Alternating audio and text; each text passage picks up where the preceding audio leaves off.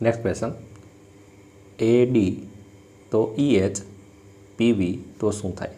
બરાબર. હવે અહીંયા આપણને જે ક્વેશ્ચન છે એ આલ્ફાબેટ પ્રમાણે છે. તો કે AD માંથી EH કઈ રીતે બન્યું છે એ આપણે અહીં જોવાનું છે. તો A અને D એમાંથી કયો બનેલું છે? E અને H બન્યું છે. બરાબર.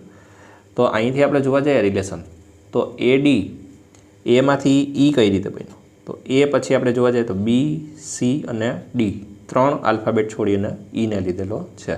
એવી રીતે D માંથી H કઈ રીતે બન્યું છે? તો E, F અને G 3 છોડીને H લીધેલો છે. ઇટ મીન્સ કે પહેલા બે લેટરમાં +3 આપણે કરીએ એટલે કે એની સામેના આપણને લેટર મળે. બરાબર છે. તો સેમ વસ્તુ આપણે અહીં ફોલો કરીએ તો P અને Vમાં P પછી આપણે 3 લેટર છોડીએ તો P પછી Q, R, S તો કોણ આવશે? T. એવી રીતે V પછી જોવા જઈએ તો W, X, Y ડાયરેક્ટ કોણ આવશે? Z આવશે. બરાબર.